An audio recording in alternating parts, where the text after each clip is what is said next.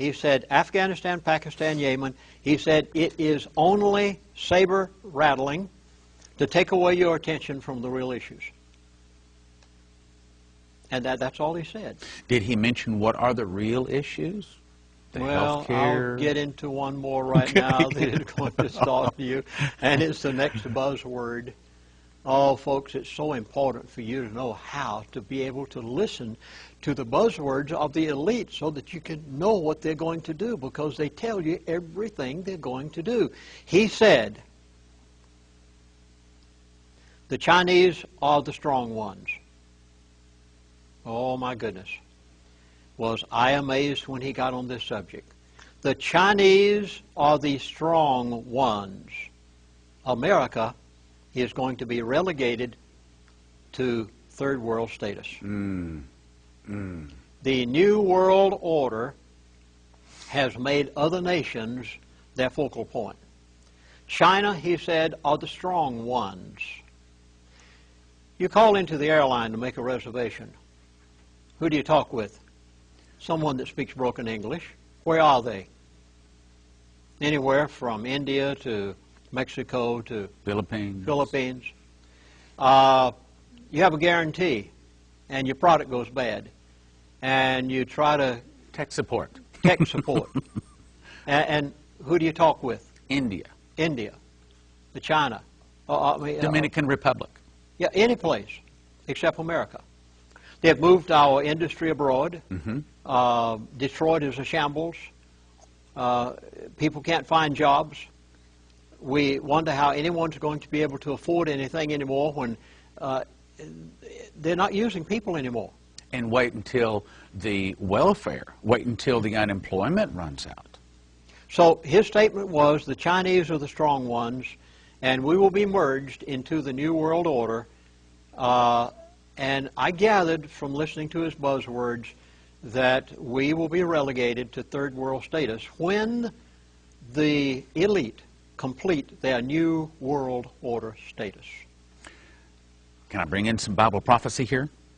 Please. Okay. Now, probably the person, when it comes to Bible prophecy, what God is saying, other than just within the King James Bible, the person that they most respect is Dimitri Duduman. Romanian pastor has smuggled Bibles into Romania and Russia for some 30 years. They put him on the electric chair twice, trying to get him to tell how he is smuggling Bibles. When the electricity is going through his body, the angel Gabriel showed up in the room and said, "You're not going to die. You're going to America to give them a warning from God." When he got here, the angel Gabriel came to him and said, and this ties in with what you're saying about China, said that the fall of America would begin with an internal revolution started by the communists. Some of the people would start fighting against the government. The government would be busy with internal problems. Then from the oceans, Russia, Cuba, Nicaragua, Central America, Mexico, and 2 other countries will attack and defeat America in 1 hour. Revelation 18, Jeremiah 50, 51, other verses in the Bible will be fulfilled. Then, here's your part.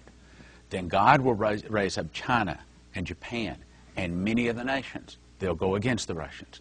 They'll defeat the Russians. They'll back the Russians to the gates of Paris where they'll sign a peace treaty, but they'll make the Russians the leader. That's when they form the world government. And there's more. But the point is, even the angel said, yes, China is going to be a very big and strong power. Next buzzword. Inflation, big. That's all he said. Inflation, big. By some of the other things that he said in the course of the conversation, I gathered that prices are going to go up astronomically. Anything you're going to buy, if you need it, don't buy it unless you need it, but anything that you're going to buy that you can pay for with cash, after all, if you go and borrow from a bank or a lending institution, it's written on a piece of paper, and if you can't make that payment on that automobile or that house within such a period of time, they come back and repossess it, so you've lost it. So if it's written on a piece of paper, that's what it's worth, as I explained before.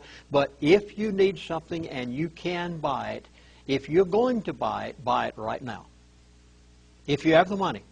And don't put it on notes. Don't put it on terms. Pay for it. It'd be better to buy a used car for $5,000 that you can actually pay for than a nice new car for $15,000, $20,000 that you put on notes. In other words, don't sign a mortgage, don't sign a bank note. Get out of debt. Seventh buzzword, probably the most important of all. In the immediate, no relief. He said it just like that. In the immediate, right now, no relief. Now I know, nearly everybody's saying the economy is turning around. Everything's going to be better. Well, the housing market, I'd much rather be realistic than to live in a dream world. And this individual made it very plain that we should be realistic. He's 87 years of age. He had no reason to be anything except this. And folks, if you're expecting an immediate upturn and you're saying, I have enough money to live for another 6 months, and by that time everything's going to be okay. No. You'd better look 5 years, 10 years down the line. Now, he didn't say 5 to 10 years. I'm saying that. From what I'm seeing of our economy right now and what's happening with our present administration, his expression was, in the immediate, there will be no relief. Don't plan on the fact that when your unemployment runs out, everything will have improved to the point that you'll be okay. Or that you'll be able to go get a job. What he's saying is don't look for any good news coming anytime soon. Now, if you want to be realistic, if you'd like to live in a dream world, that's your prerogative, of course. But I'm just telling you what I was told. It may be rather difficult to swallow. But on the other hand, I think people need to be realistic. And he said, in the immediate, no relief.